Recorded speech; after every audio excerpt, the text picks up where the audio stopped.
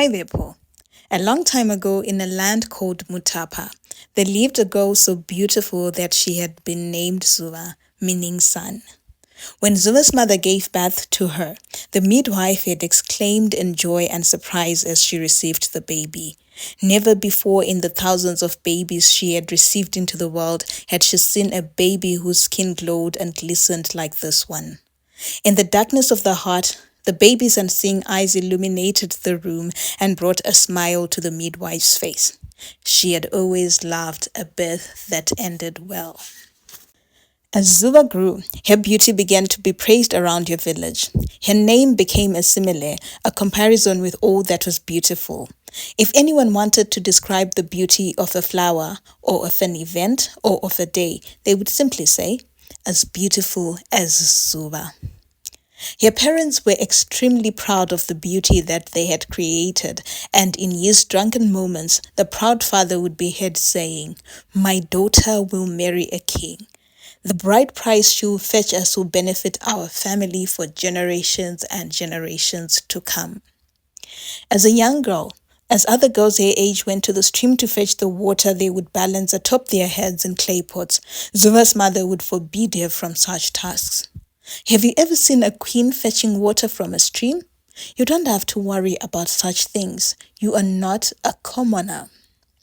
When other girls went to the fields to help their parents plant, weed, and harvest, Zuva's parents were content to pay someone to do it rather than have their precious daughter toil in the sun or in the rain.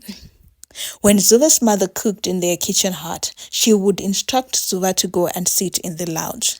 "The smoke here is too much, Mwanangu," she would say. "It will get into your eyes and affect you badly." Zuva thus became a very spoiled girl. By the time Zuva was 14, the legend of her beauty had spread beyond their village. People had heard of the ebony-skinned girl whose face glowed even on wintry nights.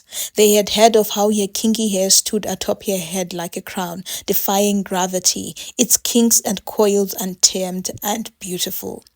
People heard of how her voice susurrated quietly like a calm river that one felt at ease and at peace in her presence. And they began to visit just to see this beauty that they had never seen before. At first, Zuva's parents accepted the visitors hospitably, giving them food and drink, waiting for the right moment before they would present their beautiful daughter to the world. They knew, even before Zuva exited her hut, the sharp intake of breath that would follow as the visitors laid their eyes on her, and the goggling eyes that would not see anything else besides the beauty presented before them. Then the stream of visitors became more and more torrential, with people coming as far as 5 or 6 kingdoms away, traveling for days on end to see the beauty that could not be described in words. Zuva's parents started to demand and accept payment from the visitors. A sirloin of deer here, a carving of the finest stone there, a basket full of grain here, and some trinkets there. They had visitors make appointments way before they arrived to ensure the traffic of visitors into the homestead would not be too much to handle. If Zuva's parents had not been the wealthiest in the village before the visitors came, then they certainly became one of the wealthiest village families, for as Zuva's popularity grew, so too did their pockets. Their crow grew until it swallowed all their farmland. They became second only to the king with regards to the wealth that they had amassed. When Zuva entered marriageable age, the suitors also started coming, some with exaggerated tales of their wealth, others with real wealth to show that they would be able to shower the beauty with luxury once married. Zuva's mother would assess them all and only bring to the fore those she thought were suitable for her daughter. But no matter what wealthy or stately men came, Zuva was not interested in them, for her heart had been stolen by someone else, a young orphan boy whose parents had died and who Zuva's parents had taken in out of pity to help take care of their large herd of cattle. When teacher had first arrived at Zuva's parents' homestead, he had had nothing but the oldest of skins on his body, a touch of unkempt hair, and a whistle that was always on his lips and that was so loud it would startle a hibernating snake out of its hole. Not much older than Zuva, the boy quickly developed a friendship with the girl. Having grown up cloistered and hidden, and never having had a sibling, Suva had not had much interaction with children her age either, and she quickly took to the boy, and when he was not herding cattle in the pastures, they would spend time around the homestead, teasing each other, running around and laughing. Suva's parents let them be. The peals of laughter from Zuva as she played and chatted with the boy added to her essence and aura. Having grown up on the street, Teacher had stories for days. He would tell Zuva of the men and women he met and how each one of them was related to the next and what their lives were like.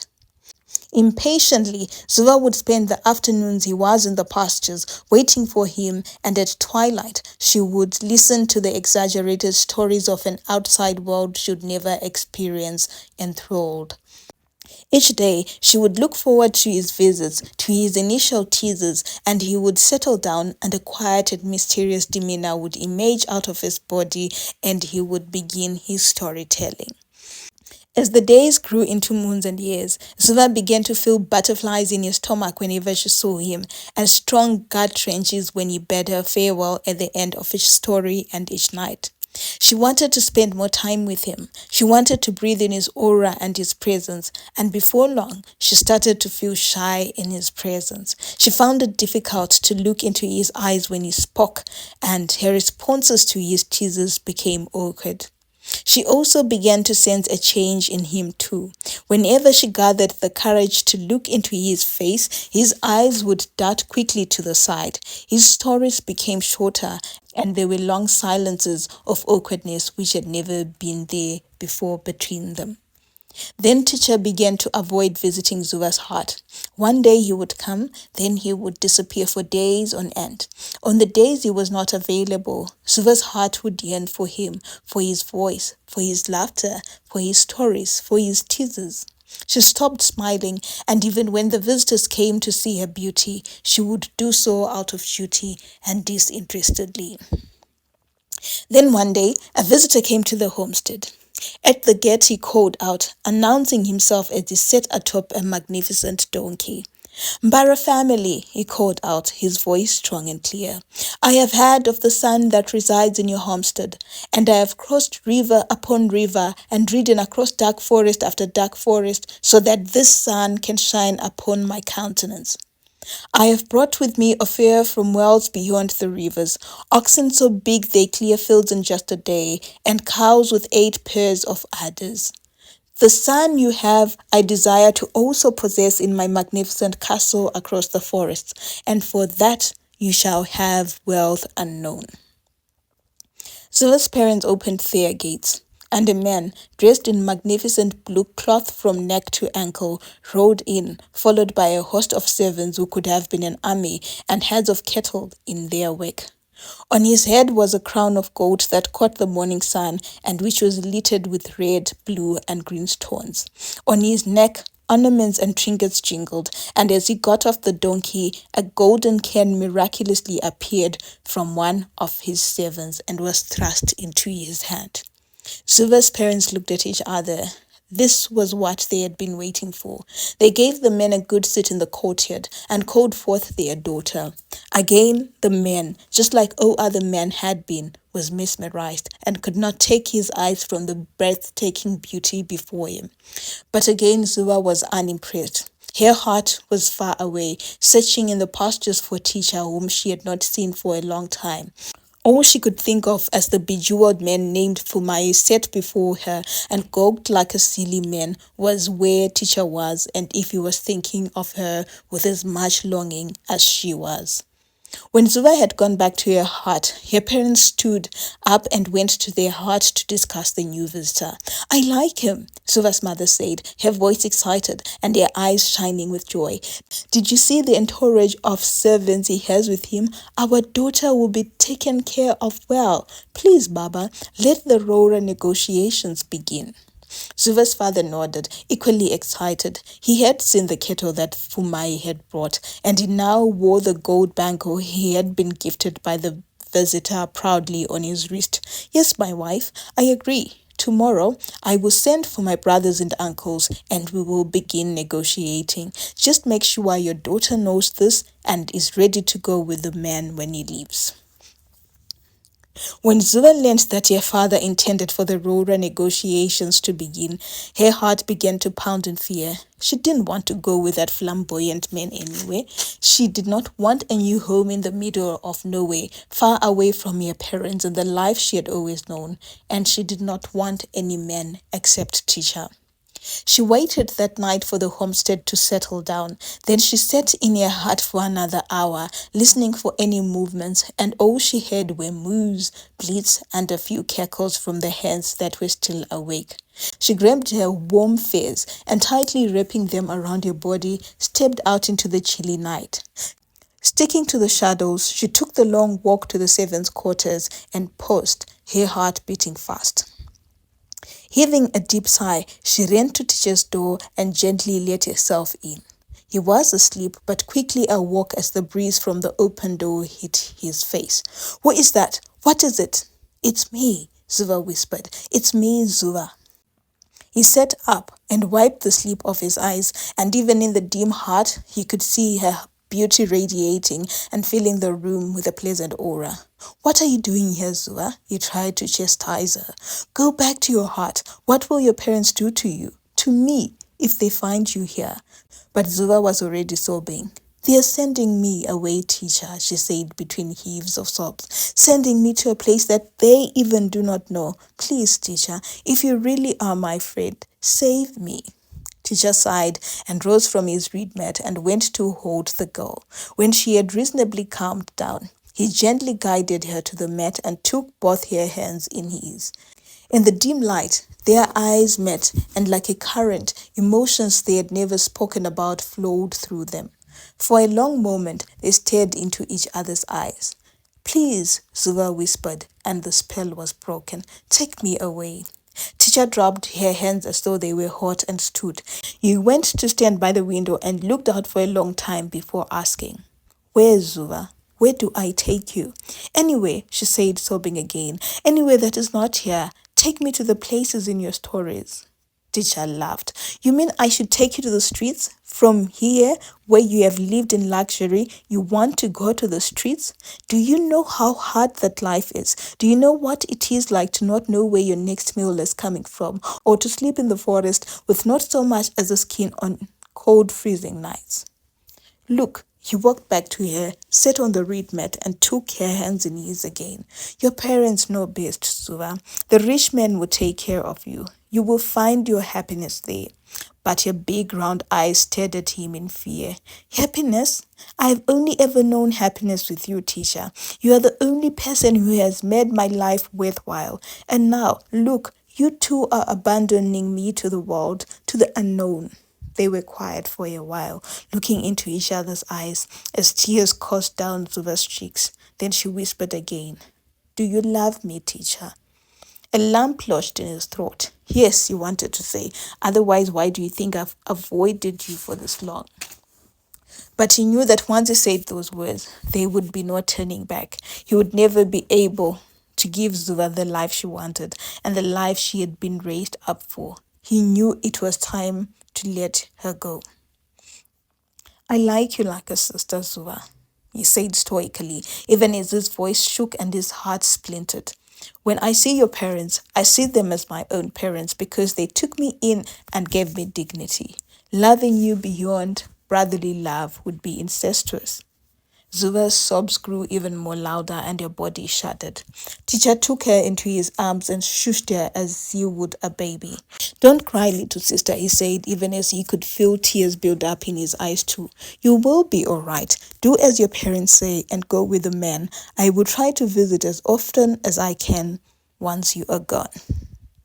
After Teacher's rejection, Zuva knew she had no option but to accept the hand that felt it so cruelly dealt her. Detached, she watched as her mother bustled around the homestead merrily as she prepared for the Ro'ora ceremony. On the day of Roara, she did not smile as people ululated around her joyfully. Her heart ached so bad she thought she would fall down and die. She searched among the throng of people who had come to the celebrations for Teacher but could not find him. If only she could see him one last time. But Teacher did not show up for the celebrations, and he did not come to bid their farewell the day after as Zuva set for a new home. Zuva's attitude as a new wife did not improve, even when her husband lavished on her all his attention and praise and wealth. She remained in her heart in her new home, barely eating the foods that the servants brought before her. She half-heartedly participated in the duties expected of her as a new wife, and most times she lay there daydreaming of the life she could have had with Teacher. She thought of him often and wondered if he still worked in her parents' kraals. She wondered if he had found a girl to settle with and was telling this new girl the stories he had once lavished on her. Suddenly, she was jealous of a girl she did not even know existed. Continually in dreamland, Zuva was unaware when the whispers started. She had been married for over a year, and still her stomach had not stirred. It remained as flat as it had been the day she had arrived in the homestead. She was not aware even when her husband's consummation efforts became more and more energized as he tried again and again for fruit in his loins. But inevitably, the whispers grew louder and malicious, and she began to hear them. She snapped out of the dreamland she had been in and looked at her surroundings. Her life with Teacher was long gone, and now she had an obligation to fulfill in her husband's home. If she had a child, then the homestead would quieten. However, despite her renewed efforts, her womb remained resolute in refusing to accept her husband's seed. Moons and moons passed, and they became years, and nothing happened. Every time she would see her husband, she would sense his frustration, and this too started to weigh her down, and again she began to wallow in heartbreak. Every time she would see a child in the compound or in the streets around her homestead, the few times she dared to go out, her heart would ache with both longing and self-pity. She failed to understand why some of the women around her, poorer than her, less good-looking than her, were able to churn baby after baby, year after year, and yet her own womb remained closed. She had all the means to look after a baby. Heck, she had plenty of servants around the homestead who would even make it easier for her to take care of a baby. So where had her ancestors gone, deserting her? As the emotions fought in her mind day and night, her countenance began to look ravaged, and lines started to appear on her once unlined, clear face. Her mouth began to pucker at the ends and look like a sad pot. Her eyes became forever downcast, and the glow that had always danced in them vanished. The beauty was fading. She had it from her most trusted servant before it happened. They had a meeting yesterday at the dairy. The servant whispered to her as she poured and stirred a cup of warm, honeyed milk for her mistress. Your husband and his brothers and his uncles. The uncles were telling him to find another wife because he needs an heir to manage his estate when he dies. Zuva wept inwardly and alone. True to the servant's words, within 3 moons, a new wife had entered the homestead, and by the end of the year, she had given birth to a set of healthy twin boys. The day the twins' birth was announced, Zuva went berserk, literally. She felt as if her body was on fire, and yet dipped into the coldest waters that she started to tear off the skins that she wore. Her voice, ever so soft and quiet, became hollow as if it were coming from a deep, deep cavity somewhere in her body. And naked, with that deep voice, she howled in pain. The servants rushed to help her, but the male servants, seeing her nudity, retreated, and the female servants rushed to restrain her. But inside her was a force and a tide too strong that no matter how many of them came forward to help her, she would gnash at them until they all retreated.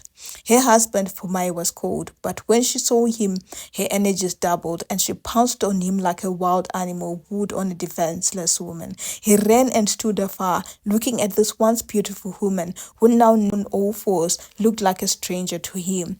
All that night and the following day, no one could get closer to her. No one could clothe her or restrain her.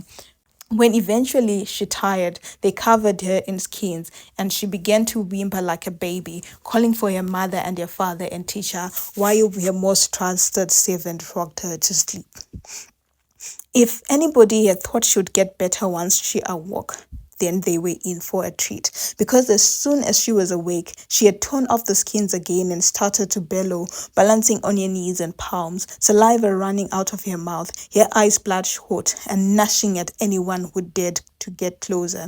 Then at the end of the day, she would tire again and start to cry for her parents and teacher. They called healers and herbalists from near and far to help her. She was fed portion after portion, and concoctions of roots and leaves were poured into her mouth. But in the mornings, the demons ceased again. She took to crawling outside her hut and grabbing fistfuls of soil, which she would shove into her mouth. She would crawl around the hut, picking up stones and rocks and build them up into piles. Whenever anyone tried to get near her, she would pick the stones and hurl them at that person. She hated children the most. Whenever a child would walk past her, her bellows would grow louder and the stone throwing would become manic. Fumai was at odds. The beautiful goddess he had traveled distances that could not be fathomed by foot was no longer recognizable. One day, a healer was called into the homestead. He too had not liked getting closer to the bellowing, crawling woman, but he had a solution. This illness will not end in this homestead, he told Fumai. The girl's parents accepted wealth from many men, but some of this wealth was bewitched, and the girl will not have any children if she marries into another family.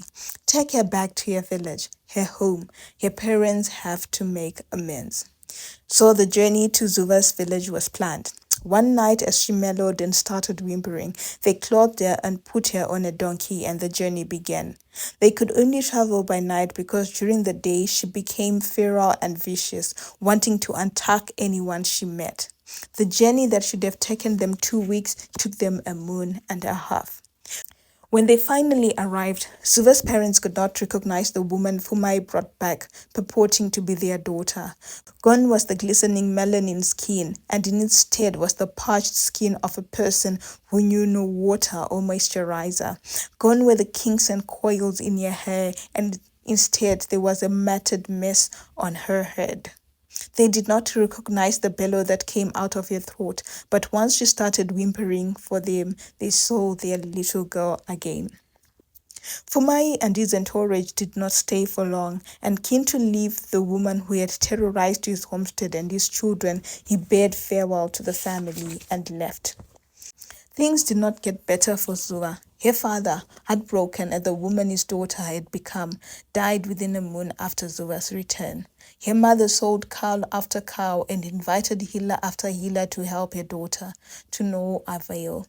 Teacher, who had since married a sweet girl and had gone off to start his family, had tried visiting, but he too failed to get through to Zuva and left it at that. Behind their hands, the villagers talked and laughed at how the great beauty had diminished. 2 years after her husband's death, Zuva's mother died too. She died of heartbreak. She had sold off every last piece of livestock to help her daughter, and nothing had worked. Left alone in the homestead, Zuva spent her feral mornings and afternoon bellowing at anyone who passed by the homestead gate and throwing stones at the children. People who passed by would keep a distance but laugh loudly at her nudity and her indignity. They would speak proudly of proverbs such as, "That which ate with meat now eats with grass," or "Prosperity begets poverty." The homestead, which had once only been bested by the kings, became run down and desolate. Now, every single day, a group of boys between the ages of 6 and 8 would come to the homestead. Some would steal into the homestead through the entrances that were no longer maintained properly and tiptoe towards Zuva. Others would come from the front and look at her directly as she pelted stones at them, ducking and diving, with some occasional stones hitting a stomach or a shin or a sheep's scalp, and the boys would laugh. Then once the heap of stones had depleted, the boys behind would also pelt stones at the woman, and she would just turn and bellow at them weaponless. The boys would run away laughing, throwing stones at her body as she tried to chase them, and each time they got away. Until one day, 8-year-old Mirazi fell as he tried to run away from Zuva. He attempted to rise, but his ankle had twisted as he fell, and an excruciating pain hit through his body. He yelled for his friends, but they were far gone. It was between him and the mad woman now. He could see her crawling towards him, saliva dripping out of the corners of his lips, and he felt a little pee gush out of his pants. As she got closer, he closed his eyes and waited for something, a bite, a beating, a rock falling on his head. He waited for a long while, but nothing came, and he allowed himself to open his eyes. And there he saw eyes that glistened with sadness, deep, bottomless pools that he felt if he poked into would well with water. As their eyes met, she melted and sank onto the ground into a sinking posture, grabbing the boy and holding onto him with all the gentleness she could muster. The end. Thank you for coming again to my channel. Thank you for listening and coming all the way to the end. I really appreciate that. Thank you for the love you have shown me in my previous stories and the subscriptions, likes, and comments that you left. I really appreciate all of that. If you liked the story, please be sure to check out other exciting content on my channel. Also, do leave a like, a comment, or a sub, and do share with others. I try to post once in a week, and though I intend for each story to make sense and be exciting on its own, the Zuva stories are also a series, and you're welcome to watch them in whatever order you wish. Thank you again. Love you. Bye.